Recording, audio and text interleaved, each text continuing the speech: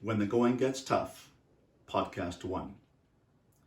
This illustration in front of me is the cover of my book called When the Going Gets Tough. I commissioned my good friend and world-class animator and illustrator, Julius Sis of Toronto, to draw this cover. When people see it, they see a very stressed man handling his kids at the breakfast table. People ask me, well, what's a man doing in that photograph? I said, well, if a woman was in that photograph, it wouldn't be funny. Women and mothers do that all the time. They do that for a living. They cope with children and home and work and challenges all day long. That's not funny. That's normal. But a man doing that, having to handle all that pressure, that's funny. And that's the cover of my book. Let me read to you the beginning of chapter 8 of my book called When the Going Gets Tough, dealing with life's ups and downs.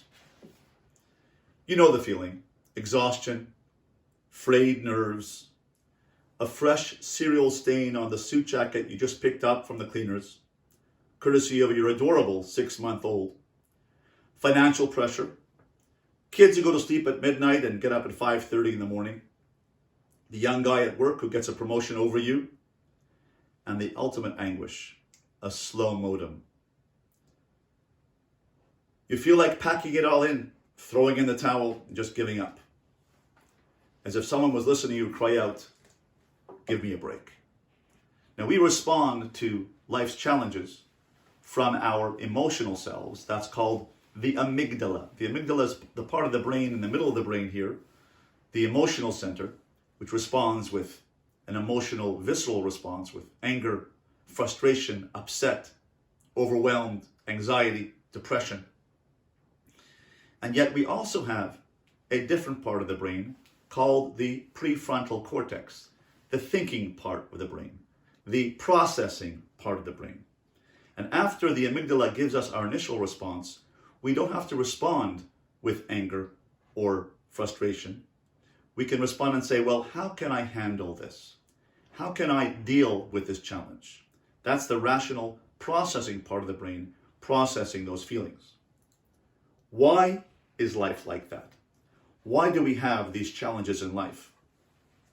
The answer is because God loves us and He wants us to grow. If God loved us, why would He give me so many challenges? The answer is the purpose of life is not happiness. The purpose of life is growth. The purpose of life is meaning. The purpose of life is achieving our destiny. The name of God in Kabbalistic terms is Ein Sof, the never-ending one. Our job in life is to become like God.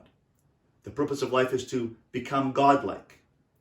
And our job is to grow and become godlike by going beyond our comfort zone. That's why God pushes us, challenges us with trials, tribulations. The Ramchal, Moshe Chaim Luzzatto, in his book Mesilas Yesharim, The Path of the Just, says the purpose of life is for man to withstand trials and tribulations. La'amod b'nisayon. Our job is to overcome, to use our prefrontal cortex and deal with those emotional upsets and say, I can process them. In the beginning of the Torah, God says, Breshis bara Elokim es hashamayim v'sa'aretz. In the beginning, God created the heaven and the earth. The word for heaven is shamayim. Shamayim comes from the word sham, there. In the beginning, God created there. The plural of there is shamayim, the there of all the theirs. What is shamayim? Heaven means the there of all the theirs, means the destination of personal development. In the beginning, God created destiny for each of us to achieve our personal destination, to get there, to become a person who develops themselves, to go beyond their comfort zone, to become a better person, to become the best person I can become. And how do we do that? He created the heaven, v'ha'aretz. Aretz comes from the word, the earth comes from the word ratz, which means to run toward, to yearn toward going there. there is the place of self-development. How do we do that? In the very same first paragraph of the Torah, God says, Vayihi erev vayivoker yom echad.